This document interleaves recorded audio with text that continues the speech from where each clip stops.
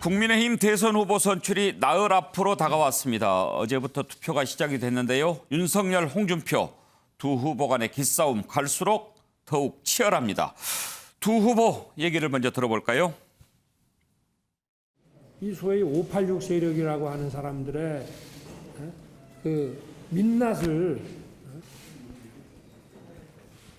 국민들께 이제 드러냈다고 해서 저도 참 많은 공격을 받았습니다. 제가 국민들이 생각할 만한 흠이 있는 사람이었다면은 아마 벌써 구속시켰을 거예요. 제가 이 앞에 나서면서 뭐 그런 각오 같은 거 없이 나왔겠습니까? 그러니까 우리 당원 동지 여러분께서는 이런 맷집에 대해서는 걱정 안 하셔도 될 것 같습니다. 여러 여론조사를 통해서 보면 대세는 저 홍준표로 확실히 굳어졌습니다. 홍준표의 압승을 여러분의 손으로 들어주시기 바랍니다. 경기도의 차비에 쓰인 포퓰리스트이고 도덕성 제로인 이재명 후보를 오직 홍준표만이 확실하게 제압할 수 있습니다. 예, 자 보수적 패널 의견을 좀 먼저 들어볼까요? 장성철 교수, 네. 서로 대세라고 그러는데. 네, 지금 예측 불가라고 생각이 들고요. 어느 후보가 이기더라도 하나도 이상하지가 않다라는 생각이 듭니다. 저희가 예측 불가라고 할 수밖에 없는 게 뭐냐면 보수 계열 쪽의 정당에서 이런 전당대회를 열 때 항상 투표율을 보면 50% 미만이었어요. 그러니까 이준석 대표가 높은 거예요. 49%는 높았고 예. 그 이전에는 30% 초중반이었어요. 그런데 지금은 54%입니다, 오늘. 예. 그러면 내일하고 모레 ARS 조사까지 하게 되면 대략 60%는 넘을 것 같아요. 70%는 안 나올까요? 안 나올 것 같습니다. 그러면 탄수화물 계속 먹겠네. 네. 예. 그거를 다 계산을 해보고 머리 좋은 이준석 대표가 70%라고 하지 않았을까라고 좀 추측해 보는데요. 65% 내외 정도의 투표율이 나올 것 같습니다. 그렇게 되면 이것은 당원들의 표심을 저희가 도저히 알 수가 없습니다. 예. 왜냐? 일반 국민 여론조사는 항상 언론사에서 뭐 이틀에 한 번씩 계속 알려주는데 예. 당원 대상 여론조사는 한 번도 우리가 객관화된 데이터로 확인해 볼 수 있는 방법이 없었어요. 예. 그래서 당원 표심이 윤석열 후보에게 유리하다. 홍준표 후보가 막 따라가고 있다. 홍준표 후보에게 유리하다. 이런 식으로 해석하는 것은 상당히 무리가 있어서 예. 전망 불가, 예측 불가 이렇게 말씀드립니다. 그렇죠. 예측 불가인데 그래도 이제 김경진 의원 지금 이제 윤석열 후보 대외협력특보 맡고 계신데 그동안에 일반적으로 이렇게 여론조사를 해보면 당심은 윤석열 후보, 민심은 홍준표 후보 뭐 이렇게 높게 나오는 걸로 나왔잖아요. 그러니까 당심이 우리 쪽인데 당원 투표율이 높아졌다. 그러면 우리 표도 올라가겠지. 단순히 생각하면 그렇게 생각할 만도 하죠. 일단 중앙선관위 홈페이지에 가보시면 모든 여론조사가 선거에 관련된 여론조사가 다 올라와 있습니다. 그래서 조금만 성의를 가지고 계시면 거기에서 한 번씩만 클릭해서 보세요. 첫째 말씀드리고 싶은 것은 당심 또는 뭐 이게 소속 정당의 지지를 가리지 않고 그냥 최종 결과가 어떻게 됐는가. 예. 최근 3일 동안에 나온 여론조사를 한번 다 보십시오. 대부분이 윤석열이 1위로 나옵니다. 그래요? 네, 최근 한 3일간 여론조사 한번 보시고요. 그다음에 이제 그 여론조사가 클릭해서 들어가 보면 세부적인 조사 항목들이 다 나옵니다. 예. 그러면 당신은 어느 정당을 지지하느냐? 그럼 어느 정당을 국민의힘을 지지하는 사람들이 또 뭐 윤석열이나 홍준표냐 이 비율이 있고 민주당을 지지하는 사람이 윤석열이나 홍준표냐 이 비율이 각각 별도로 나옵니다. 예. 또 한 가지가 당신은 정권 교체를 바라십니까? 또는 현재의 민주당 문재인 정권 유지를 바라십니까? 요 질문 항목이 있는데 거기에 따른 윤석열이냐 홍준표냐 이게 있습니다. 앞부분에 전부 다 대부분 1위가 윤석열 후보로 나왔다는 거 팩트죠. 그렇습니다. 책임질 수 있죠. 아니, 지금 나중에 사실하고 다르면 책임져야 돼요. 아니 그 선거법 위반의 허위사실 공표죠 그게. 예. 일단 그냥 MBN 방송 보시는 거 잠시 중단하시고. 또 그렇게 할 수는 없고. 그렇게 할 수는 없는가요? 일단 아이, 참. 중앙선관위 홈페이지 MBN 방송 끝나자마자 들어가서 한번 확인하고 오십시오. 그래요. 이제 네. 끝나고 보라고 하는 것까지는 괜찮은데 방송 보다 말고 그거 보라고 하는 거는 엑스맨이네. 아니 혹시 방송 끝나고 나면 잊어버리실까 봐. 아니, 금방 화요일 날 우리 나올 때 시청률이 좋다고 내가 기분 좋았어. 요즘 시청률 잘 나온다는데 우리 시청률을 또 잡아먹으려고 그래요. 죄송합니다. 참나 이상한 분이네 진짜. 양문석 이사장 전망을 한번 들어보고 싶은데 누가 될 것 같습니까? 이제 저는 김경진 의원하고 이야기가 좀 다른데요. 예. 어쨌든 많은 국민들이 추석 이후에 홍준표 후보의 그 민심, 일반 국민의 민심은 상당 부분 이 윤석열 후보를 앞서갔다라는 게 이제 대체적인 인지 상황이에요. 그런데 당심은 윤석열 후보가 높다는 게 또 인지 상황입니다. 3일 동안의 그 여론조사 결과를 보든 안 보든 이제 이게 기본적인 인식 상황인데 저는 이제 윤석열 후보가 상당히 좀 유리할 거라고 봐요. 왜 그러냐면 지금 전체적으로 책임당은 뭐 민주당 같은 경우는 권리당원이라고 예. 이야기하고 그다음에 국민의힘은 책임당원이라고 이야기를 하는데 책임당원이 24만에서 53만 정도까지 올라가 있단 말이에요.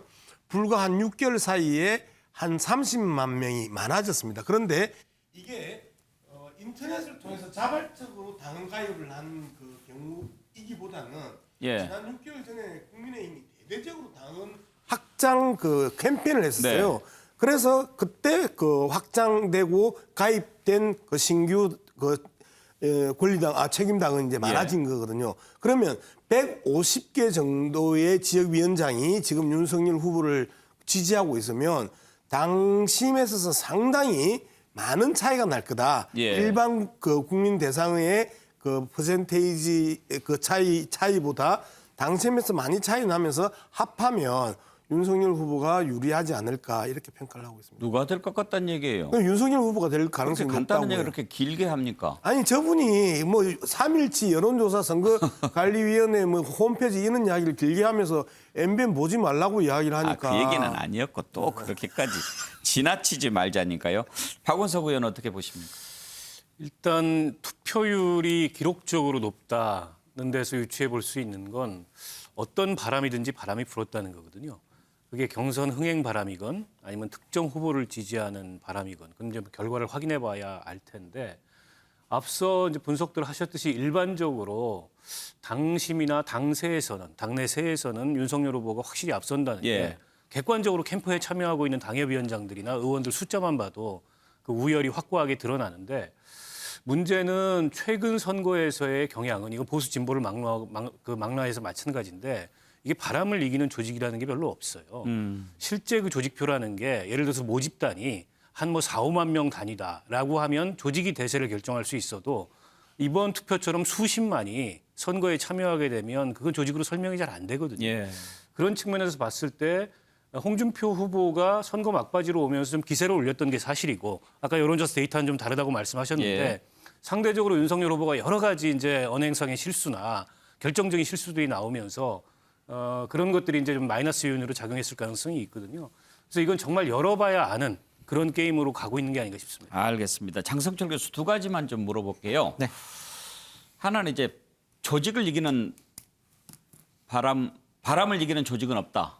그 말은 동의하는데 과연 지금 이제 바람이 이준석 대표가 선출될 때는 분명히 바람을 느꼈잖아요. 그런데 지금 홍준표 후보의 상승세를 바람이라고까지 볼 수 있는가? 어떻게 생각하십니까? 그러니까 이준석 바람은 태풍급이었고 좀 홍준표 후보의 바람은 그보다 좀 약한 바람이다라고 말씀드리고 싶습니다. 그러니까 일단은 바람이 분다라고 말씀드릴 수밖에 없는 이유는 일반 국민 여론조사를 해봤을 때 국민의힘의 이제 수요일하고 목요일 날 하는 여론조사 형식대로 전화 면접으로 하게 되면 대략 6에서 10% 정도를 홍준표 후보가 항상 이기는 걸로 나와요. 그렇다면 이것은 일반 국민에서는 홍준표 바람이 미세하게나마 불고 있다라고 평가해 볼 수 있습니다. 또 하나는 투표율이 높으면 네.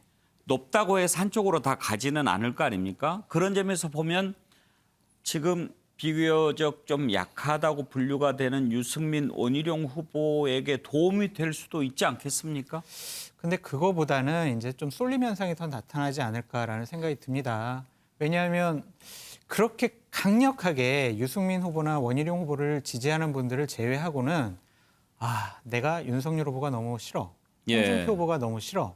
그러면은 그래도 될 사람 찍어주자라고 하는 분들도 있을 것 같아요. 그래서 생각보다는 유승민, 원희룡 후보의 표가 좀 덜 나올 것 같다라는 생각도 듭니다. 알겠습니다. 자, 이렇게 막판으로 가면서 또 후보 간의 갈등, 신경전도 치열한데요. 홍준표 후보 캠프에서 윤석열 후보가 후보 측이 불법 선거 운동을 하고 있다, 이런 의혹을 제기했습니다. 한번 들어보실까요? 국민의힘 성북구 지구당 소속이라면서 특정 후보, 그러니까 윤석열 후보의 지지를 요구를 하다가 그 전화를 받은 의식 있는 저희 당원이 이게 무슨 일이냐, 왜 당이 특정 후보를 지지를 해달라고 전화가 오냐, 이게 당이 맞냐 라고 문제를 삼으니까 계속 추궁을 하니까 결국에는 그 전화하신 분이 그게 아니고 윤석열 후보 캠프입니다, 이렇게 얘기하는 게 있었습니다. 법적 조치를 비롯해서 당의 징계 이런 것들이 반드시 수반되어야 한다고 저희는 강력하게 요구를 합니다. 네, 홍준표 후보 캠프의 이현주 전 의원이 이런 문제를 제기를 했는데요. 여기에 대해서 윤석열 후보 캠프의 반응을 들어볼 텐데, 김병진 의원 얘기하시기 전에 방금 전에 양문석 이사장 얘기를 하는데 마이크 상태가 좀 고르지 못했던 것 같습니다. 예, 그 부분에 대해서 시청자 여러분께 양해를 구합니다. 자, 김경진 의원. 네. 저 의혹 제기에 대해서 공식 입장이 나왔습니까? 아마 나간 걸로 알고 있습니다. 예. 아니 그냥 당원이면 누구나 선거운동 할 수 있거든요. 얼마 전에 그 9월 달에 이준석 대표도 당협위원장도 경선 선거운동 자유롭게 할 수 있다라고 얘기를 했어요. 근데 도대체 이현주 선대위원장이시죠? 무슨 얘기를 하는지조차를 모르겠어요. 제가 알려드리면요. 예. 당연히 다 선거운동 할 수 있습니다. 예. 근데 거짓말을 하지 말아야죠. 저희 윤석열 캠프입니다. 저희 윤석열 후보를 좀 지지해 주십시오. 라고 하면은 누가 뭐라 그럽니까? 근데 뭐라고 했냐면 국민의힘 당인데요. 저희 이번에 저 윤석열 후보를 좀 지지해 주십시오. 이렇게 얘기하니까 당에서 공식적으로 윤석열 후보를 지지하는 것처럼 인식이 되게 만들었지 않습니까? 정말 그랬대요? 그랬다라고 이현주 의원이 주장을 하는 정말 거죠. 그랬다면 문제 아닌가요? 문제가 있죠. 그러니까 이것이 그냥 우리 김경진 의원님께서 말씀하신 것처럼 캠프 차원에서의 동료 전화, 선거운동 전화면 아무 문제가 없지만 저렇게 거짓말하고 당을 사칭한 것은 문제다라고 말씀드립니다. 김경진 의원 법률가니까 만약에 당을 사칭하고 특정 후보의 지지를 유도했다면 선거법에 걸리는 거 아닌가요? 저 잘 모르겠어요. 그래요? 아니 그러니까 저게 수없이 많은 지지자들끼리 이제 자기 편을 만들기 위해서 노력을 하는 과정들 아니겠습니까? 그래서 너 윤석열 후보 지지해 달라, 뭐 너 홍준표 후보 지지해 달라, 뭐 이런 전화하는 방식으로 선거운동 많이 하거든요, 보면. 근데 지금 뭐 국민의힘 성북지부입니다라고 하는 아마 저 표시 저도 지금 장승철 위원님한테 처음 이제 얘기를 들었는데 예. 저렇다고 한다면 그러니까 정확히 사실은 저는 자연인 누구누구입니다. 또는 저는 윤석열을 지지하는 누구누구입니다. 이렇게 표시했으면 간단했겠죠. 근데 굳이 저렇게 왜 표시를 했을까 싶기는 한데 저게 뭐 질문하신 대로 법 위반인지 여부는 모르겠고 근데 저게 무슨 대단한 부정인 것처럼 또 선대 본부장까지 나오셔가지고 예. 그걸 저 마이크까지 잡으시는 건 또 모르겠네요. 녹음이 있는지는 모르겠습니다만 아무튼 김경진 의원이 내가 뭐 물어봐가지고 잘 모르겠다고 한 건 처음인 것 같아요. 대부분 불리한 거는 모르겠다고 하잖아요. 항상 그랬잖아요. 예, 자 지금 이렇게 두 후보 간 신경전이 치열한데요. TV토론에서부터 나타나지 않았습니까? TV토론 보면서 막판으로 갈수록 더 치열했는데 민주당도 그랬듯이 이래가지고 나중에 원팀이 될 수 있을까 걱정하는 분위기까지 생겼습니다. 토론의 장면 한번 돌아보실까요? 윤 후보님 요즘 뭐 내가 참 언짢겠지만 상구팔이라는 후보란 그 이야기 들어보셨죠? 20대에는 3%, 30대에는 9%, 40대에는 8%. 그거 가지고 본선 치르기 어렵습니다. 소위 이제 뭐 홍준표라고 안 하고 꿔준표라 그래서 본선에 가서는 전부 민주당 찍을 사람들인데 그걸 확장성이라고 생각을 하십니까? 본선 때는 다른 데 찍을 꿔준표라고 저는 이제 생각을 하고 많은 고발 사주 문건 의혹 윤석열 후보 책임있다 47.1%, 윤석열에 대한 정치 공격이다 33.3%. 이거는 어떻게 생각하십니까? 그거는 어떻게 그런 희한한 통계만 또 뽑으셨네. 거기 보면은 정치 공작이라고 하는 것이 훨씬 퍼센티지가 높은 통계들이 많이 있고. 아니 이걸 안 물으려고 했는데 안 물으시려고. 뭐 이상한 다 가지고 오셨네. 이야기를 하니까 그런 이야기를 뭐, 하는 겁니다. 저 수준을 오늘 좀 높여서 마지막 하시죠. 날인데 마지막 날인데. 그런 말 하지 마시고 좋은 말로 합시다. 모병제라든지 정시 100% 확대라든지 뭐 사시부활이라든지 하는 그런 말들이 청년들한테는 좀 시원해 보일지는 모르지만 청년 전체를 놓고 봤을 때 그게 과연 도움이 되는 건지 저도 좀 의문입니다. 내 고향 사람들이 찍어 주셔야지 제가 대통령이 되어서도 고향에 보훈을 하지요. 잘하겠습니다. 지금 이제 다 돌아가셔가지고 빨리 투표해 주십시오. 그리고 그 당원들한테 좀 전화해 주십시오. 전부 전화해서 그래도 대구 경북에서는 70%를 투표해 주셔야지, 저한테 해 주셔야지 제가 힘이 나죠. 예, 양무석 이사장. 네. 어떻습니까? 경선 과정에서 저 정도 싸움이면 나중에 다 정리가 될 것 같습니까? 저는 뭐 그 여당이든 야당이든 민주당이든 국민의힘이든 대통령 후보가 서고 나면 결국은 대통령 후보를 중심으로 해서 결집할 수밖에 없다고 생각을 합니다. 상대방보다 예.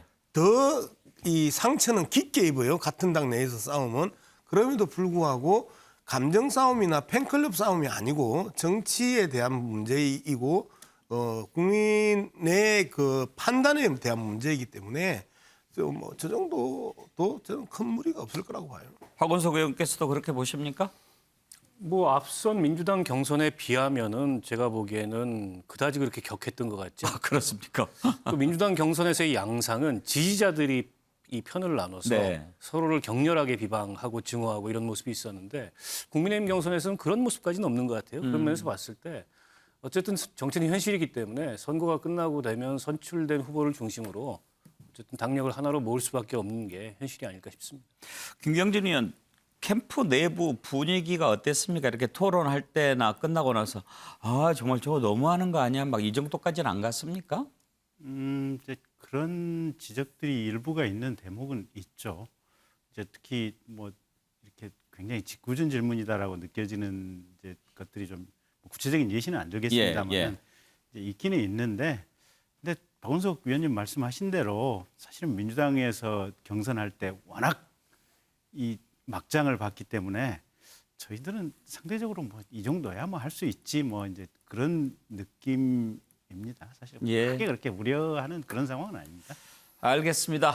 자, 이제 나흘 남았네요. 다음으로 넘어가겠습니다.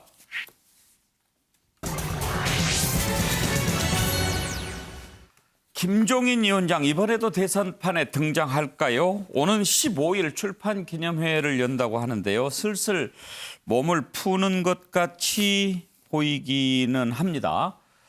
김종인 위원장 사실 그동안에 윤석열 후보 편을 안 드는 것 같이 하면서도 계속 편을 들기는 했지요.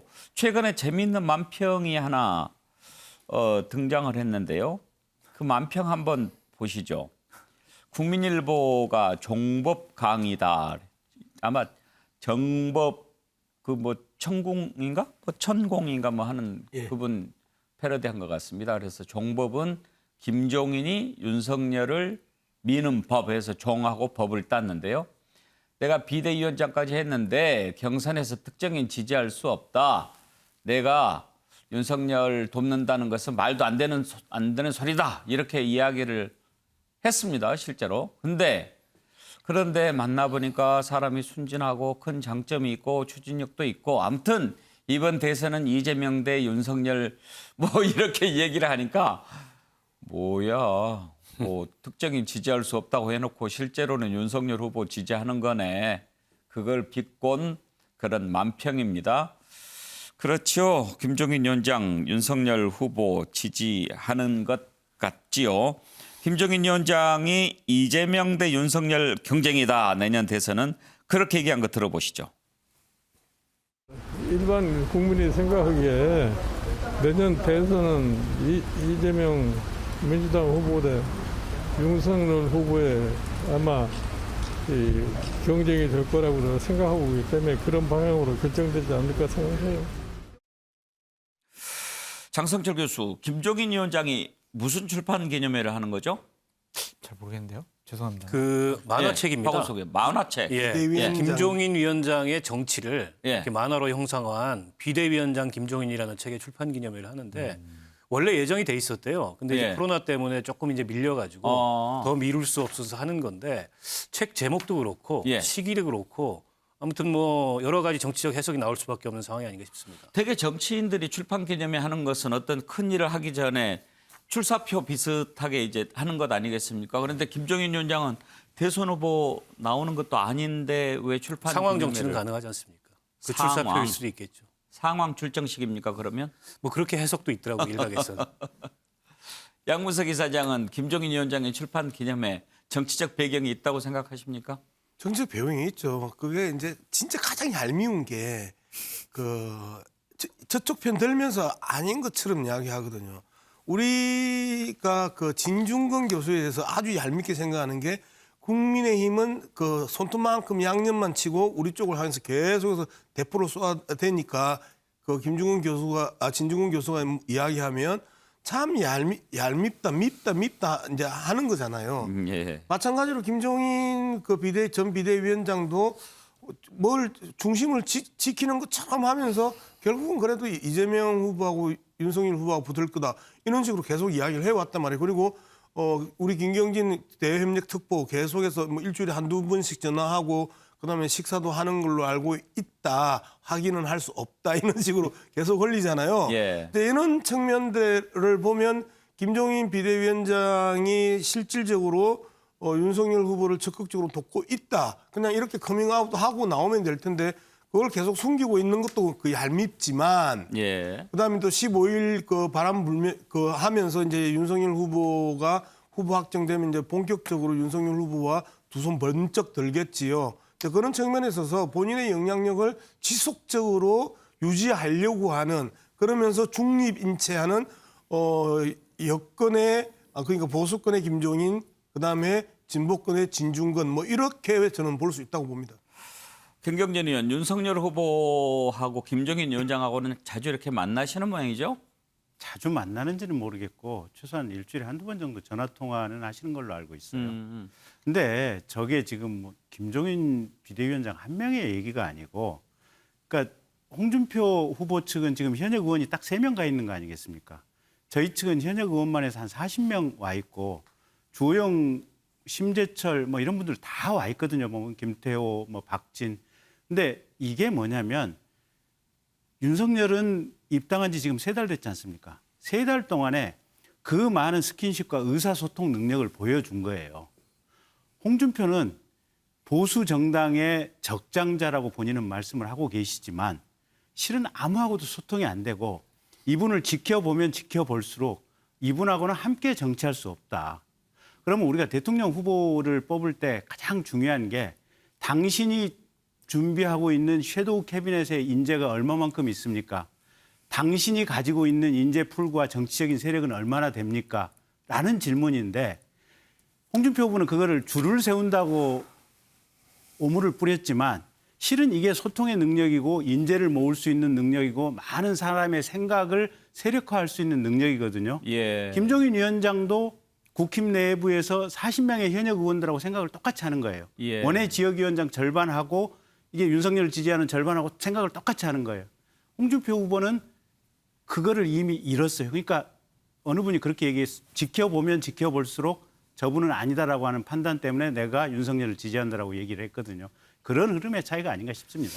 근데 예. 그렇게 또 홍준표 후보를 폄하하는 것은 좀 너무 부적절해 보입니다.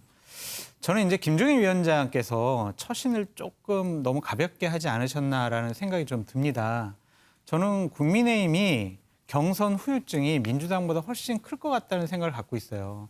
왜냐하면 물밑에서 당원들의 얘기를 들어보면은 정말 너무 싫다라는 거예요. 서로 상대방에 대해서. 그래서 차라리 이재명 후보를 찍지 아니면 안철수 후보를 찍지 내가 도저히 윤석열 후보나 홍준표 후보를 못 찍겠다라는 게 물밑에서 정말 강합니다. 민주당보다 훨씬 강해요. 근데 뭐 민주당 경선에서도 이낙연 후보 지지자들이 차라리 윤석열 후보 찍겠다 뭐 그런 말 나오기도 하기는 했습니다만. 네, 근데 저는 민주당하고 국민의힘이 좀 다른 부분이 있다고 생각이 듭니다. 민주당은 문재인 대통령이라는 구심점이 있고 전직 당대표, 전직 국회의장 등 정치력과 카리스마를 가진 원로 정치인들이 있는데 국민의힘은 그런 분들이 되게 적어요.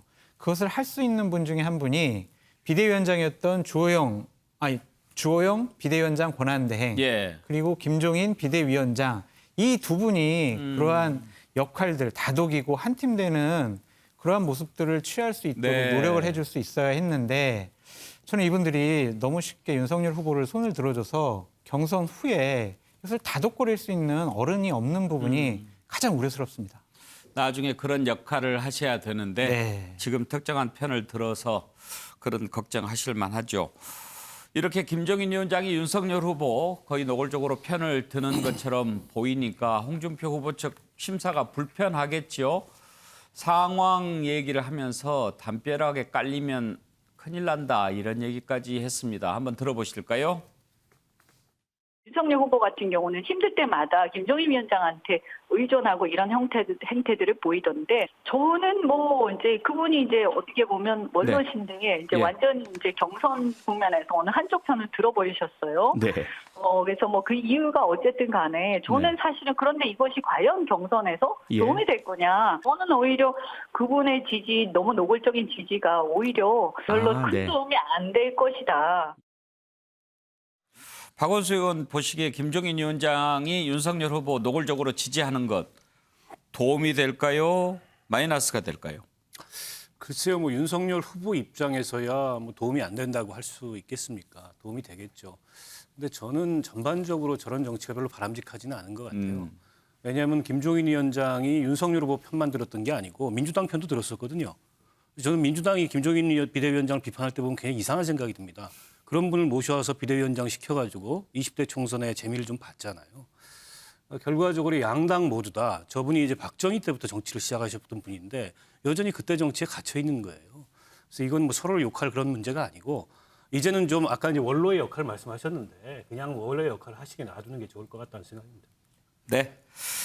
자, 김종인 위원장 참 그 여러 차례 대선에서 역할을 했고 또 최근에 국민의힘 비대위원장을 맡아서 큰 일을 했죠. 그러면서 서울시장도 만들어냈고 그 과정에서 정말 척을 진 사람이 한 사람 있죠. 바로 안철수 국민의당 대표. 안철수 대표가 대선 출마 선언을 했습니다. 김종인 위원장과의 관계를 놓고 볼 때 어떤 변수가 될지 정치권에 아주 관심사가 되고 있습니다. 이 내용 살펴보겠습니다. 안철수 대표의 대선 출마가 대선 판도에 어떤 영향을 미칠 수 있을까? 현재는 물론 지지율이 낮습니다. 여론조사에서 10% 넘지 못하고 있고 조직력, 국민의당 지역구 의석은 한 석도 없습니다. 그리고 당세가 강한 지역도 없습니다. 그렇지만 여전히 일정 지지율 이상은 또 나오는 것이 안철수 대표입니다. 유승민 후보, 이번 대선은 2, 3% 차이로 승부가 뒤집힐 수도 있다 이런 얘기도 했습니다. 만약 안철수 대표가 이번에 끝까지 완주를 한다면 국민의힘으로서는 상상하기도 힘든 그런 결과를 받아들 수도 있습니다. 문제는 그전에 안철수 대표가 나오면 항상 막판에 단일화 하겠지 했고 그랬지만 지난번 서울시장 선거 이후에 이준석 대표, 김종인 위원장으로부터 얼마나 수모를 많이 받았습니까? 그런 걸 생각하면 이번에 쉽게 단일화 할 것 같아 보이지 않기 때문에 긴장감이 조금씩 커지고 있는 것입니다. 안철수 후보 그동안의 출마 3번 선언했죠. 한번 들어보시죠. 저는 이제 이번 18대 대통령 선거에 출마하겠습니다. 반드시 기필코 대선 승리로 보답하겠습니다. 시민 안철수 서울특별시장 선거에 나서기로 결심하고 맨 먼저 서울 시민 여러분께 보고드립니다. 대한민국 서울의 시민 후보, 야권 단일 후보로 당당히 나서서 정권의 폭주를 멈추는 견인차 역할을 하겠습니다. 저 안철수는 증오와 거짓과 과거에 머무르는 정치와 결별하겠습니다. 장성철 교수 의견부터 먼저 들어볼까요? 네. 이번에 완주할 것 같습니까? 이번 완주를 말하지만 발걸음은 단일화라는 신발을 신고 걸음걸이를 단일화 쪽으로 갈 것 같다는 생각이 듭니다. 단일화도 신발이네요. 네. 그래서 기본적으로 본인이 이런 지지율이 현재 국민의힘 후보의 지지율에 뭐 근접하거나 아니면 뛰어넘는 그런 지지율이 나오지 않는다면 본인 자력의 힘으로는 대선에서 승리할 수 없지 않겠습니까? 그럼 결국에는 국민의힘 후보와 힘을 합쳐야 되고 그것이 단일화라는 과정을 통해서 본인이 여론조사든 어떠한 것이든 그러한 구조를 통해서 이제 야권의 단일 후보가 되는 길을 가고자 할 것이다라고 보여집니다. 근데 당분간은 저는 단일화 신경 쓰지 않고 완주하겠습니다. 저는 국민만 바라보고 가겠습니다. 그런 얘기 할 것 같습니다. 처음부터 단일화하겠습니다 하는 것은 아니겠죠. 네. 서울시장 선거 때하고는 다르니까. 맞습니다. 그런데 이제 양문석 이사장 그렇지 않습니까? 누가 국민의힘 대선 후보가 되느냐에 따라서 안철수 후보와의 단일화도 상당히 좀 달라지지 않겠어요? 달라질 가능성이 저는 별로 없다고 봐요. 그래요? 왜 그러냐면 정치는 본인의 의지나 측근의 의지보다 상황이거든요.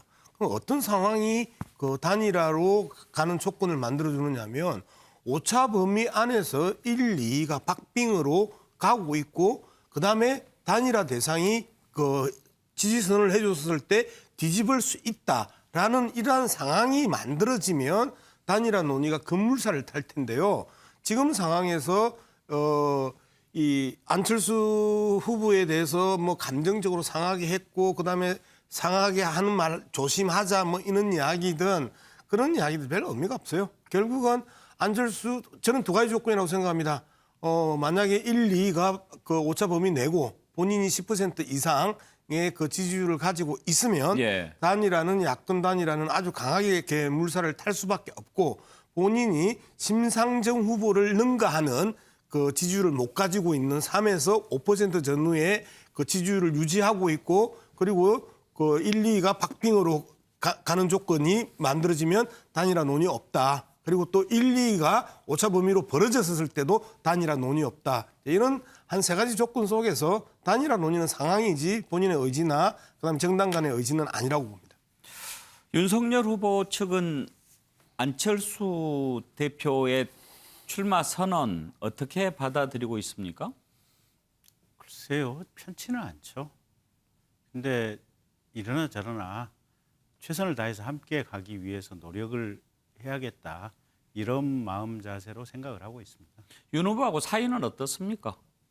후보 본인이 엊그제 아마 어디 기자들 질문 받고 백브리핑을 하면서 식사도 몇 번 했고 예. 전화 통화도 했고 좋은 관계다. 이렇게 아마 후보가 직접 얘기를 한 걸로 들었습니다. 윤석열 후보하고는 뭐 크게 척질 일이 없어 보이는데 문제는 지금 김종인 위원장이 윤석열 후보 이렇게 좀 편을 들고 있지 않습니까? 그러면서 안철수 후보에 대해서는 좋은 말을 한 적이 없어요. 네. 그러면 나중에 혹시 그 단일화라고 하는 것을 할 때 오히려 김종인 위원장이라고 하는 그 존재가 걸림돌이 될 수 있지 않을까요? 최종 결정은 결국 후보 본인일 거고요.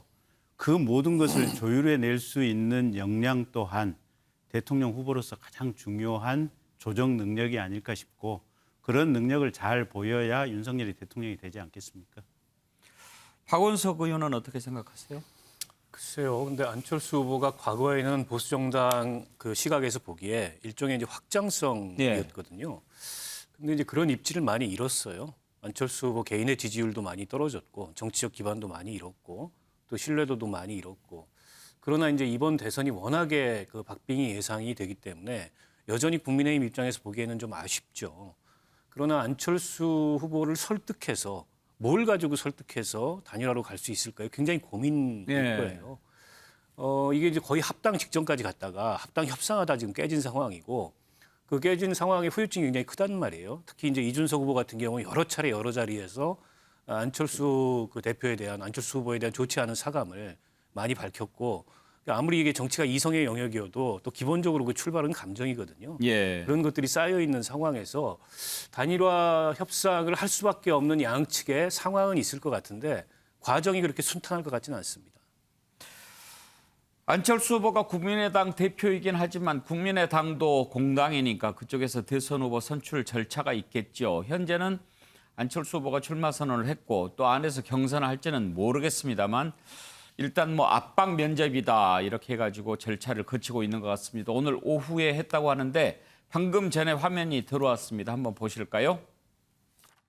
국민의힘의 이준석 대표가 대권 선언을 하니까 뭐 5개월 전에는 안 나온다고 했다가 뭐든지 안철수 대표가 얘기하는 거는 반대로만 알아들으면 된다. 그리고 자기 말 뒤집는 사람이다. 이랬어요.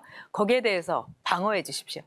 네, 일단은 저는 신경 쓰지 않습니다. 무슨 뜻이냐면 제 머릿속은 지금 대한민국을 어떻게 하면 발전시킬 수 있을 것인가 거기에 생각이 꽉 차 있거든요. 사람이 쓸 수 있는 에너지가 한계가 있는데 거기까지 신경 쓸 여력은 없습니다. 그리고 또 저는 말을 뒤집은 것이 아닙니다. 저는 분명히 그때 뭐 6개월 전이라면 아마 서울시장 선거 때 말인 것 같은데요. 분명히 제가 말씀드렸습니다. 제가 당선된다면 그러면 저는 중간에 그만둬서 다시 대선 도전하는 그런 일은 하지 않겠다. 재선에 도전해서 계속 서울시장으로서 그 서울을 바꾸겠다. 저는 그렇게 말씀드린 겁니다. 네. 말을 바꾼 것 아니냐, 뒤집은 것 아니냐 하는 지적에 대해서 해명을 한 내용이 있었습니다. 장성철 교수, 만약에 이번에 안철수 대표가 완주를 한다면 국민의힘에 부담이 될까요? 정권 교체 가능성이 상당히 줄어든다고 말씀드릴 수가 있습니다. 차기 대선은 누구나 예상하듯이 진영은 확실하게 자기 진영 후보를 밀 것이고요. 결국엔 중도 싸움인데 지금 여당 후보든 야당 후보든 비호감도가 상당히 높아요. 그랬을 경우에 난 정말 이재명 후보도 싫고 윤석열 후보, 홍준표 후보도 싫다. 그러면 그냥 안철수 후보, 제3지대에 있는 사람, 그렇게 뭐 비호감도 높지 않은 사람 찍을래. 이런 분들이 좀 나타날 것 같아요. 투표도 포기하는 분들도 계실 것 같고. 그랬을 경우에 11월 5일 날 국민의힘 후보가 뽑히게 되면 여당 후보, 야당 후보, 다음에 안철수 후보, 심상정 후보가 될 텐데 안철수 후보의 지지율이 현재보다 상당히 높게 나올 가능성이 높습니다. 그렇게 되면 국민의힘으로서는 야권 진영의 분열로서 상당히 대선이 힘들어진다라고 말씀드리고 싶고요. 한 가지 더 지적하고 싶은 거는 김종인 위원장이나 이준석 대표가 안철수 후보에 대해서 너무나 극도로 싫어하는 감정을 많이 표현을 했어요. 김종인 위원장 같은 경우는 안철수 후보는 정치해서는 안 될 사람이야 라고 얘기를 했고 이준석 대표는 어제 무운을 빕니다라고 얘기했잖아요. 그게 덕담이 아니에요. 그게 없을 무자예요. 운이 없기를 바란다. 그렇겠어요. 이런 식으로 이제 얘기를 한 것으로 저는 보여지는데 이러한 당 지도부의 반감도 향후 단일화 과정 중에서 큰 걸림돌이 돼서 상당히 좀 걱정스럽다라고 말씀드립니다. 없을 무자를 쓴 걸 봤어요? 그렇게 좀 해석을 합니다. 없을 무자로 들렸다? 네. 이제 전쟁에 나가는 사람한테 무운을 빈다고 얘기하는 그런 거죠. 그런데 그런 반응도 재미있었습니다. 아까 그 화면에 나왔는데 이준석 대표는 무운을 빈다 그랬고 김재원 최고위원 참 그 영악하죠. 표현을 잘하는데 조심히 다뤄야 한다 이렇게 조언을 했습니다. 잘못하면 화가 될 수도 있으니까요. 다음으로 넘어가죠.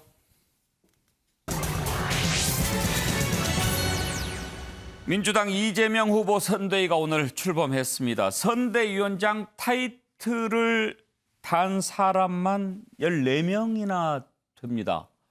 공동선대위원장, 명예선대위원장 그리고 송영길 대표가 이제 선대위원장 메모드급인데 이렇게 앞이 너무 무거워가지고 잘 나갈 수 있을까 그런 걱정도 듭니다. 자, 오늘 선대위 출범하면서 이재명 후보 했던 말을 들어보시죠. 철저한 책임의식으로 새로운 변화, 민생 개혁을 만들어 가겠습니다. 문재인 정부의 책임 있는 일원으로서 문재인 정부의 빛과 그림자 역시 온전히 저의 몫입니다. 같은 뿌리 민주당에서 나올 이재명 정부는 김대중, 노무현, 문재인 정부가 쌓아온 토대 위에 잘못은 고치고 부족한 것은 채우고 필요한 것은 더해서 청출어람의 새로운 정부로 나아가겠습니다. 그래서 이 자리에 계신 우리 모두의 꿈, 더 새롭고 더 유능한 4기 민주정부, 변화되고 혁신된 이재명 정부를 반드시 만들겠다는 약속을 드립니다. 예, 양문석 이사장 오늘 선대위 출범했는데 아주 규모가 크더라고요. 네. 뭐 상임 선대위원장이 이제 당 대표가 맡고 공동 선대위원장, 명예 선대위원장에서 14명의 이제 그 선대위원장이 있고 그다음에 그 위로 또 상임 고문들이 이제 이낙연 전 대표, 그다음에 정세균 전 총리 붙어가지고 원로들이 이제 앉았고요. 근데 오늘 특징 일단 인선에 대한 기본적인 특징은 소위 말하는 이재명계의 7인방이 빠졌다라는 겁니다. 정성호, 김병욱 쭉 해간 이규민까지 7명 중에 1명을 제외하고 6명이 다 후진으로 물러났다라는 부분이 이제 상당히 용광로 캠프를 만들기 위한 고육책들을 구사했다 이렇게 볼 것이고, 두 번째가 최인호 의원이 비서실장으로 들어왔다는 겁니다. 이낙연 후보 캠프에 있었죠. 예, 이낙연 후보 캠프에 있어서 서른 그다음에 홍영표, 최인호 이 3인방이 아주 격렬하게 이재명 캠프와 이재명 후보를 이제 공격했던 삼총사였는데, 두 분이 공동대표로 올라가고 최인호 의원이 비서실장으로 들어왔다는 부분들은 말 그대로 명락대전이라는 개념이 없어졌다. 이제는 명락연합이 확고하게 이제 구축됐다. 이런 측면이고요. 또 하나의 특징은 오늘 출범식에서의 특징입니다. 이낙연 후보, 그다음에 추미애 후보, 정세균 후보, 김두관 후보, 그다음에 박용진 후보가 역대 이런 일이 없을 정도로 처음으로 경쟁했던 후보들이 다 나와가지고 축사를 했다라는 측면. 그 전에 안 그랬습니까? 예, 제초의 일입니다. 이런 경쟁했던 후보들이 축사를 했다라는 측면에 있어서 상당히 더불어민주당이 이제서야 3주가 지났거든요. 3주가 지나고 이제서야 제대로 이제 정돈이 됐다.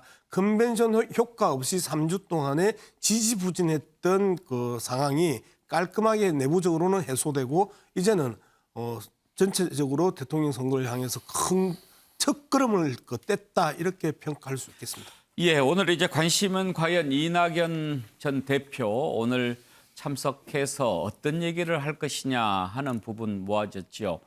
이낙연 후보가 던진 메시지를 들어보면 과연 원팀으로 제대로 갈 수 있는가 하는 것을 가늠할 수 있었을 테니까요.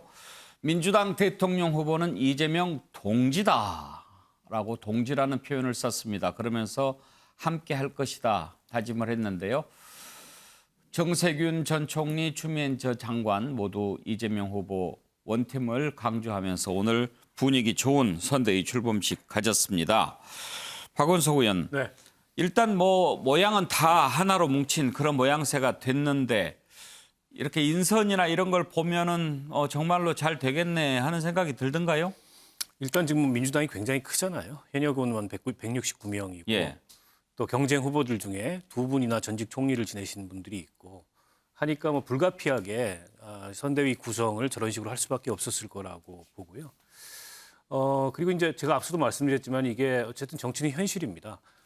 경선 과정에서 마찰이 있고 불협화음이 있었어도 이재명 후보로 정리가 된 마당에 경쟁했던 후보들이나 혹은 그 캠프에 있었던 의원들이나 운동원들 같은 경우에도 지금 가장 중요한 거는 어쨌든 아까 자기민주정부라는 표현이 나왔는데 정권을 다시 한번 재창출해야 되겠다 이 목표 아니겠습니까? 그런 차원에서 큰 틀의 이제 협력 기반은 마련이 됐다고 보고요. 다만 이제 이 선거의 향배를 결정짓는 건 캠프 내부의 어떤 화학적 결속력이나 이런 것보다 이제 야당 후보가 선출이 되고 선거 구도가 본격화되면 그 사이에서 지금 뭐 문재인 정부의 여러 가지 실정론이라든지 또 이재명 후보가 안고 있는 여러 가지 뭐 여전히 그 국민적으로 해소되지 않은 의혹들이라든지 논란이라든지 이런 것들이 선거 구도를 어떻게 만들어 가느냐에 따라 달려 있을 거라고 봅니다. 예. 이재명 후보 오늘 출범식에서 대장동 의혹과 관련해서 쏟아지는 여러 가지 그런 점을 의식한 듯 부동산 문제 아주 강조했습니다. 집권하면 대개혁을 이루겠다라고 약속했는데요. 들어보시죠. 높은 집값으로 고통을 호소하는 국민들을 보면서 죄송한 마음을 금할 수가 없습니다. 부동산 문제로 우리 국민들께 너무나 많은 고통과 좌절을 안겨드렸습니다. 정치인의 한 사람으로서 이 정부의 일원으로서 고개 숙여서 진심으로 사과의 말씀을 드립니다. 부동산 불로소득 공화국이라는 이 오명을 이재명 정부의 명운을 걸고 확실하게 청산하겠습니다, 여러분. 자, 장성철 교수, 부동산 문제가 이번 대선의 최대 쟁점이 될 것이다. 이런 것을 예상한 발언이겠죠. 네, 그렇습니다. 근데 부동산 불로소득을 청산하겠다. 이거 구호를 자체 들고 나온 것이 좀 적절하냐라고 말씀드리고 싶습니다. 왜냐하면 부동산 아파트값 폭등 누가 불러일으켰습니까? 그것을 집 가진 사람이나 땅 가진 사람이 폭등시켜서 이익을 얻은 건 아니잖아요. 이 문재인 정부가, 문재인 정권이 잘못 정책을 내세워서 결국엔 저러한 불로소득을 국민들에게 안겨줬는데 그것을 청산하겠다? 뭔가 앞뒤가 맞지 않습니다. 저는 오늘 처음으로 이재명 후보가 선대위를 출범시켰기 때문에 비판을 좀 자제하려고 했지만 저 부분만큼은 분명히 본인은 문재인 정부와 다르게 부동산 문제를 해결하겠습니다라고 강력하게 본인의 의지를 얘기한 것이지만 언어 선택, 단어 선택은 분명히 잘못됐다라고 말씀드립니다. 잠깐만요. 예. 이 부분에 대해서는 상당히 오해를 하고 있는 것 같은데 인허가권으로 인하여 발생하는 불로소득을 이제까지 불로소득이라고 이야기를 했습니다. 그런 측면에서 보면 말 그대로 정책적으로 이 부분들을 명확하게 잡아줘야 되는 부분입니다. 그래서 제도적으로 우리가 계속 개발 이익 환수제, 그다음에 분양가 상한제 이런 이야기를 하는 게 이런 내용인데 오늘 뭐 장 교수가 불로소득에 대해서 기본적인 이해가 안 된 상황에서 이야기를 했다. 저는 그렇게 봅니다. 이제 그렇게 말씀하시는 것은 언어의 유의라고 생각이 들고요. 이재명 후보가 얘기한 것 자체가 부동산 불로소득 청산입니다. 저 워딩만 보면은 제가 말한 것이 맞다라는 생각이 들고 지금 이재명 후보 같은 경우에는 대장동 개발 때문에 민간업자에게 상당한 수준의 말도 할 수 없는 거액의 이익을 안겨줬다라는 의혹을 받고 있지 않습니까? 예. 그런 의혹을 받고 있기 때문에 본인이 저런 얘기를 좀 더 강조하는 것이 아닌가라는 생각이 듭니다. 예. 네, 내용을 좀 철저하게 듣고 읽고 그리고 그다음에 맥락적으로 이해를 해야 되는데 언어의 유의란이요. 기본적으로 계속해서 이재명 후보가 이야기했던 불로소득에 대한 부분은 철저하게 인허가권으로 인해서 발생한 불로소득입니다. 계속해서 내용과 상황과 그다음에 전체적인 텍스트를 읽지 않고 예. 그다음에 잘라서 읽어도 그런 식으로 해석을 하면 안 되는 상황이에요. 알겠습니다. 김경진 의원이 윤석열 후보 캠프로 간 뒤로 내가 질문이 제한이 돼요. 그전에는 이런 것 저런 거 다 물어봤는데 네. 그냥 개인적인 의견을 그러면 한번 좀 들어보고 싶은데 네. 지금 이제 부동산 문제에 관해서 이렇게 저렇게 소리 높이는 것은 이 문제가 지금 가장 큰 문제지만 내가 피하지 않겠다. 그런 의지가 하나 읽혀지고 또 하나는 문재인 정부와 내가 조금은 다르다. 계승은 하지만 다르다. 뭐 지금 당에서 송영길 대표도 정권 교체라고 할 수도 있다 뭐 이렇게까지 나오는 상황이니까 그런 것을 좀 보여주는 게 아닌가 그렇게 좀 보입디다마는. 근데 문재인 정부의 국토부 장관께서도 국회에 나오셔서 사과한다고 말씀하셨어요. 문재인 정부 민주당의 당대표도 같은 비슷한 말씀을 하셨고. 근데 저는 그런 것 같아요. 아니 저렇게 하겠다라고 하는 의지의 피력 좋아요. 그건 당연히 하셔야 되고 그런 방향으로 정책을 이끌어 가야 되는데 문제는 이제 듣는 국민들이 아니, 좋은 말 하는 건 너 자유고 너가 그렇게 실제로 그걸 이행할 만한 능력이 돼? 그만한 눈이 있어? 그만한 사람을 뽑았을 만한 역량이 돼? 그런 부분에 대해서 윤석열 후보가 아마 본 후보에 나가면 토론회 때 틀림없이 그런 질문을 하도록 제가 써드리겠습니다. 예. 자, 그리고 지금 이재명 후보로 선출된 이후 여러 가지 좀 논란이 되는 그런 어젠다를 생산을 하고 있죠. 특히 재난지원금과 관련해서 전 국민 재난지원금 추가로 더 줘야 된다 얘기를 해서 논란이 되고 있는데 지금 뭐 야당은 물론이고 정부에서도 약간 좀 망설이는 듯한 그런 분위기가 있죠. 그렇지만 그전에 경기도지사일 때 발언하고 이제 여당의 대선 후보가 된 이후 발언하고는 무게가 다를 수밖에 없지 않겠습니까? 어떻게 풀어나갈지 주목이 되는데요. 이재명 후보 발언 들어보시죠. 정치인들끼리의 논쟁, 또 관료와 정치인 간의 논쟁이라고 하는 것이 반드시 뭐 학술적 이론 근거에 따라서 하는 것은 아니고 결국은 판단의 문제가 아니라 결단의 문제이기 때문에 충분히 대화하고 또 우리 국민들의 여론이 형성이 되면 저는 뭐 그에 따르는 게 국민 주권 국가의 관료와 정치인이 할 일이다 그렇게 생각합니다. 언제나 말씀드리는 것처럼 정치인들이 정치하는 것 같지만 결국은 국민이 정치하는 게 현실이기 때문에 민생 현장이 너무 어렵고 또 초과될 수도 있고 하기 때문에 저는 뭐 합리적 결론에 이룰 수 있을 것이라고 생각합니다. 박원석 의원, 지금 이제 야당에서는 매표 행위다 이렇게 비난하고 그러는데 재난지원금 더 주자. 이재명 후보가 저 카드를 꺼낸 의도 어떻게 분석하십니까? 일단은 뭐 그 얘기를 일관되게 해왔습니다. 경기지사 시절에도. 그리고 지난번에 이제 전국민 재난지원금 5차 재난지원금 논란이 될 때 88%라는 기준이 참 모호한 그런 어떤 지급 기준에 의해서 지급이 되니까 경기도에서 나머지 12%를 채워주겠다 해서 25만 원씩 지급을 했어요.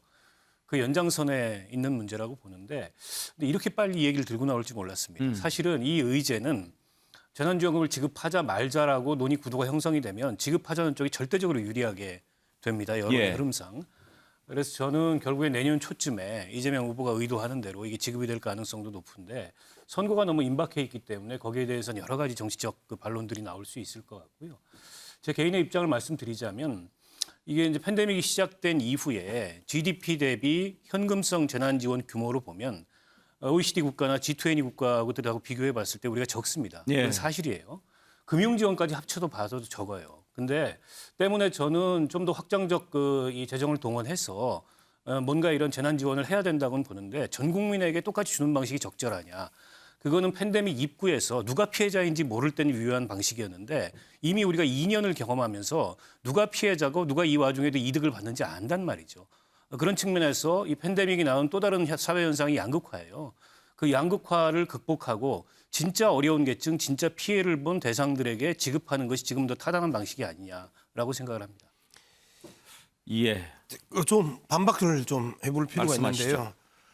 소위 말하는 팬데믹 코로나19가 지난해 2월 말부터 3월부터 사이에 시작했습니다. 그리고 바로 직후에 총선이 있었고요. 그리고 또 올 봄에 재보궐선거가 있었고 또 내년 3월에 대통령 선거가 있습니다. 재난지원금을 이야기할 때마다 계속해서 매표 행위라고 공격하는 그 논리가 타당하냐라는 부분에 있어서 안 하면 어떻게 할 건데라는 측면에서 볼 때 매표 행위라고 공격하는 것 자체는 상당히 이 설득력이 떨어진다라고 보는 거고 두 번째 이제 대상이란 말입니다. 대상인데 1차에서 전원했고 그다음에 계속해서 선별했고 이번에 이제 또 전원으로 이제 전 국민이라는 표현을 쓰는데요. 이 부분에서 우리가 계속해서 고민해 봐야 되는 게 재난지원금의 개념은 말 그대로 재난지원이라는 부분의 측면만 있는 게 아니고 경기 활성화, 경기 정상화, 경제 활성화의 문제, 이 문제가 앞뒤 동전 양면으로 붙어 있습니다. 그렇기 때문에 전 국민이라고 이야기하는 이야기가 설득력이 있는 게 그 전 국민에게 들어갔었을 때 그리고 대부분이 그 소멸성 지역화폐를 이제 계속해서 이야기를 하고 있잖아요. 이런 측면이면 6개월 안에 안 쓰면 안 되는 이러한 형태로 그 조건을 걸기 때문에 경기 활성화 측면에 있어서의 이야기를 자꾸 빼니까 이게 포퓰리즘이니 또 이런 이야기가 나온단 말이에요. 즉 매표 행위와 포퓰리즘 문제는 말 그대로 적정한 그리고 적당한 논리는 아니다. 저는 그렇게 설명하고 싶습니다. 예, 자, 두 분 의견을 들어봤는데 장성철 교수, 저는 이런 토론이 참 좋아요. 네. 어찌됐든 이렇게 좀 정책 가지고 네거티브한 건 말고 뭐가 국민들한테 도움이 되는 것인지 민생과 관련된 그런 정책을 가지고 아무튼 앞으로 여야가 좀 치열하게 대결하고 토론하는 모습을 많이 봤으면 좋겠어요. 네. 학살하고 어떻게 썼으면 저희가 좋겠어요? 이제 2년 동안 계속 재난지원금을 보편적으로 할 것이냐 아니면 차별적으로 할 것이냐를 계속 논의해 왔는데 국민 다수가 원한다고 해서 그냥 국민 다수에게 재난지원금을 주는 것 자체가 너무 이제 비효율성이 있지 않을까 생각이 듭니다. 국민이 해달라니까 해주겠다. 그럼 정치 지도자가 왜 필요합니까? 정치 지도자는 그것들을 좀 조율해서 조금 더 어려운 분들에게 더 많은 도움을 갈 수 있는 그런 정책적인 조율 능력이 필요하다고 생각이 듭니다. 가장 쉬운 정책은 뭐냐면요. 좋아, 내가 그냥 이거 다 해줄게. 그리고 부족하면 내가 세금으로 메꿔줄게. 가장 쉬운 행정이에요. 이렇다면은 이런 행정가는 저희가 무능하다라고 표현할 수밖에 없습니다. 어떤 정책 어젠다를 던질 때 두 가지 기준이 있습니다. 하나는 실현 가능성이 있느냐, 또 하나는 예산적으로 뒷받침이 가능하냐. 이 두 부분을 봐야 됩니다. 다른 나라들은 더 현금성 복지를 많이 해줬으니까 우리나라 해줘야 된다? 좋습니다. 우리나라 세계 경제 10위 대국이에요. 하지만 우리나라 통화 자체가 기축통화가 아니에요. 다른 나라에서는 우리나라 돈을 갖고 자기네 화폐로 안 바꿔줍니다. 그런 되게 허약한 금융체계를 갖고 있는 우리나라가 다른 나라가 그랬다고 그래서 우리도 현금성으로 막 뿌려준다? 그것은 포퓰리즘이라고 할 수밖에 없죠. 하지만 대선을 앞두고 저렇게 재난지원금을 전 국민에게 나눠주자라는 얘기에 대해서 야당은 비판할 수는 없을 것 같고요. 예. 따라가거나 더 많이 줘야 된다라고 저는 말씀을 드립니다. 양문석 이사장이 반론을 신청하셨는데 김경진 의원 말씀도 아마 또 반론 신청할 것 같으니까 듣고 얘기하시죠. 일단 윤석열 후보는 선별적으로 지금 지원을 하자라는 입장이고요. 근데 이제 그거하고 상관없이 문재인 정부 들어와서 매년 평균 조금 반올림을 하면 100조 가량의 부채가 증가를 해오고 있습니다. 문재인 정부 출범인 2017년도에 GDP 대비 국가 부채율이 38%에서 출발했는데 옛날에 이 40%가 마지노선이라고 기재부 관료들이 얘기를 했거든요. 50% 됐습니다. 4년 몇 개월 만에 국가 부채율이 38에서 50으로 늘었습니다. 이게 건국 이래 문재인 정부처럼 이렇게 부채가 급증한 정부가 없거든요. 근데 문제는 나라가 앞으로 전체적으로 돈이 막 들어올 것 같다 이러면 상관이 없습니다. 근데 생산 가능한 인구가 벌써 2년 전부터 감소하기 시작했습니다. 생산 가능한 인구가 감소한다는 것은 국가의 경제적인 활력이 줄어들고 여러 가지로 연금이라든지 장기적으로 우리가 아껴 써서 이 노후 세대를 위해서 대비해 줘야 될 부분들이 점차 늘어난다는 얘기거든요. 그 돈을 벌충해 줄 젊은 세대의 숫자는 급격하게 줄어들고 있고 이 구조 속에서 저도 윤석열 후보한테 그러고 싶어요. 자, 저쪽에서 20만 원 준다 그러면 아니, 후보님 우리도 한 40만 원 준다고 합시다. 선거 때니까 그냥 시원하게 질릅시다. 이 얘기를 하고 싶은데 그렇게 지르고 나서 그 다음은 누가 책임집니까? 대한민국 어디로 갑니까? 그 얘기 드리고 싶습니다. 그 부채 비율부터 이야기를. 그 OECD 국가 중에 이번 그 팬데믹 이후에 부채 비율이 50% 정도밖에 안 되는 나라들은 한국을 제외하고 거의 없을 거래요. 제가 알고 있기로는 그 두 번째 기축통화 국가가 아니기 때문에 다른 나라에서 한다고 해서 우리도 현금 지원을 하냐라고 하면서 포퓰리즘이다 이야기하는데 기축통화는 하나밖에 없습니다. 달러, 미국을 제외하고는 다 기축통화가 아니에요. 기축통화 반쯤 따라가다가 무너진 일본이 있는데 이런 식으로 그 기축통화 국가 논리도 의미가 없어요. 세 번째, 선별 지원을 이야기해 보겠습니다. 88% 줬었을 때 25만 원이었고요. 그다음에 100% 다 주면 23만 원이었습니다. 2만 원에서 3만 원 정도의 차이가 있었습니다. 예. 그랬었을 때 선별 지원이 오느냐 보편 지원이 오느냐의 논쟁도 사실상 설득력이 떨어진단 말이에요. 마지막으로 자 자꾸 소외 계층이나 더 많은 그 피해를 받았던 계층에 대해서 줘야지 왜 피해도 안 입은 사람한테 주냐라는 부분은 앞서 말씀드렸던 것처럼 이 개념 자체가 경기 활성화에 대한 측면이 있고요. 두 번째, 다 주고 그다음에 더 두텁게 줄 대상들이 있는 거예요. 소상공인이나 이런 부분에 대해서는 정책적으로 또 따로 선별적으로 더 지원을 하고 있는 정책을 지금 펼치고 있잖아요. 기본적인 논리 속에서 논의를 해야지 계속해서 한 측면만 똑 떼놓고 논의를 하면서 그리고 그 차이가 어느 정도 있는지 기본적인 계산 없이 그 정책 논쟁을 하는 건 어불성설이죠. 근데 그 복잡한 논쟁 이전에 홍남기 부총리가 오죽했으면 기자들 앞에서 국회의원 앞에서 한숨을 푹푹 쉬고 있겠습니까? 그냥 그 상황이 모든 것을 대변한다고 저는 봅니다. 이재명 후보가 그렇게 이야기를 합니다. 기재부의 나라냐? 라고 강하게 이야기하면서 현 관료주의와 관료체계, 특히 그 기획재정부의 오만한 행태와 그다음에 국민의 일자리 숨통 쉴 수 있는 일상에 대해서 기본적인 고민이 떨어진다라고 하면서 강하게 비판을 하거든요. 대전환에 있어서 관료의 그 대전환이 주요한 이슈가 될 겁니다. 알겠습니다. 이 정도까지 하죠. 오늘 토론에서 답을 우리가 찾을 수는 없고 답을 찾아가는 과정이었는데 아주 알찬 토론 네 분 감사드립니다. 다음으로 넘어가죠. 자, 이재명 후보 입장에서는 이 대장동 의혹 하루빨리 털어버리고 싶겠죠. 그런데 검찰 수사가 뒤늦게 좀 속도를 내고 있습니다. 신경이 좀 쓰일 것도 같은데 일단 지금 지난번에 구속영장 기각이 됐던 김만배 씨 포함해서 남욱 변호사, 정민용 전 도계공 전략사업실장 영장을 청구를 했고요. 유동규 씨에 대해서 지난번에 기소를 할 때 배임 부분이 빠져서 논란이 됐는데 배임죄 추가해서 다시 기소했습니다. 내일 영장 심사를 한다고 하는데요. 이와 관련해서 좀 궁금한 게 하나 있습니다. 김경진 의원. 네. 지금 정영학 회계사인가요? 네. 정영학 회계사가 뭐 이렇게 여러 가지 증거 자료도 내고 또 뭐 녹취록도 내고 그러면서 많은 것이 드러났지 않습니까? 네, 네. 어찌됐든 거기도 이 사업의 중요한 이익을 담당했던 사람인데 네. 정영학 회계사는 이렇게 그 영장 청구 대상에서 빠졌어요. 예. 혹시 이게 우리가 그 흔히 말하는 플리바겐 그런 것이라고 볼 수 있을까요? 그러니까 이제 두 가지 가능성이 있죠.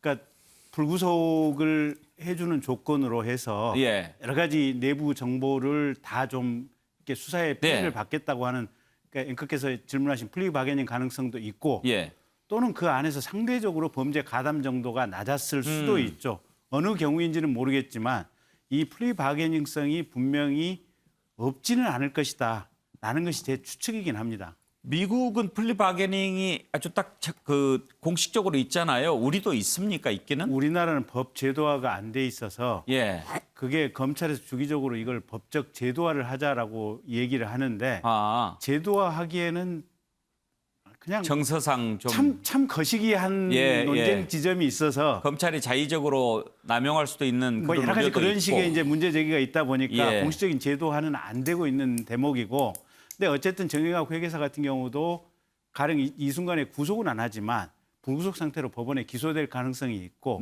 그러면 최종적으로 형량 선고는 또 법원의 몫이기 때문에 그런 프로세스를 통해서 검찰이 약간은 좀 어정쩡한 형태의 플리바게닝을 운영하고 있는 거죠. 다만 이제 구속까지는 안 하면서 이렇게 참고로 계속 얘기도 듣고 증거 자료도 좀 제출받고 이렇게 운영을 하는 거죠, 수사를. 네, 그렇습니다. 지금 그 김경진 변호사가 이렇게 보시기에 검찰이 처음에 이거 뭐 수사 제대로 하는 거야 이런 비난이 많았지 않습니까? 이렇게 세 사람 영장 청구하고 또 배임죄 추가하고 이러는 거 보면 뒤늦게 좀 제대로 하는 것 같습니까? 아니면 이것도 역시 약하다고 보십니까? 일단 사람 숫자가 적어요. 그러니까 이게 이제 사실은 이명박 정부 때부터 대한민국의 형사사법의 수사 실무에 있어서 인권보장 시스템이 이제 완벽하게 갖추어져 있습니다. 그래서 이 객관적이고 물리적인 증거를 찾지 않는 한은 어떠한 식의 옛날식으로 이제 협박해서 어떤 진술을 받아내고 이런 것들이 불가능한 구조가 됐거든요. 그러다 보니까 큰 사건 수사를 하려면 사실은 검사나 전문 수사관이 정말 몇십 명, 한 100여 명 가까이 붙어야만 이게 수사가 가능해지는데 검사 지금 17명에 18명 붙어 있다고 하는데 많이 부족하다 지금 이 생각이고요. 그다음에 두 번째는 경찰하고 검찰하고 또 나누어져 있습니다. 그런데 지난번에 대통령께서 협업을 하라고 했는데 사실은 합수본이 구성이 돼야죠. 그래서 그런 면에 있어서는 일단 객관적인 구조 자체는 많이 미흡하지만 그럼에도 불구하고 한 발자국 한 발자국씩 나아가고 있는 것만은 분명하다. 이 정도가 제 평가입니다. 박원석 의원께서는 특검은 불가피하다 이렇게 보십니까? 네, 저는 그렇게 봅니다. 검찰도 어느 정도 그 가능성을 염두에 두고 수사를 하고 있다고 보고요. 무엇보다 이번에 이제 배임 혐의가 가장 중요한 쟁점인데 김만배 씨 포함해서 나머지 사람들에 대한 영장 청구 어디에도 이재명 후보가 기록이 안 돼 있어요. 이거는 어떤 재벌 대기업이 배임을 저질렀는데 총수 빼고 나머지들의 문제다 이런 거하고 비슷한 거거든요. 우리가 과거에 많이 봐왔던 것처럼. 때문에 그러나 지금 이제 정치 역학상 검찰이 당장에 여당의 후보를 영장에 혐의를 적시하기도 어렵고 그래서 검찰조차도 특검의 가능성을 열어두고 그 수사에 대비하고 있는 게 아닌가 이런 생각이 듭니다. 양문석 이사장, 이재명 후보로서는 이미 입장을 충분히 밝힐 것은 다 밝힌 상태 아닙니까? 예, 뭐 배임이 성립되려고 하면 정책적 판단까지 배임의 이 범위에 넣을 거냐 말 거냐의 고민이거든요. 이재명 후보가 계속 이야기했던 확정이익, 즉 고정이익을 확보한 부분이 정책적 판단이었잖아요. 그리고 이후에 이렇게 엄청난 초과 수익을 예상하지 못했던 시기잖아요. 계속 이 부분을 우리가 그렇게 강조를 함에도 불구하고 여기에 대한 반박은 하지 않고 계속해서 배임으로 가거나 그다음에 막연하게 이재명 후보가 뭔가를 했을 것이다, 있을 것이다, 먹을 것이다라고 하는 이러한 그 이미지를 확산시키고 인식을 확산시키는 건 바람직하지 못하죠. 네, 알겠습니다.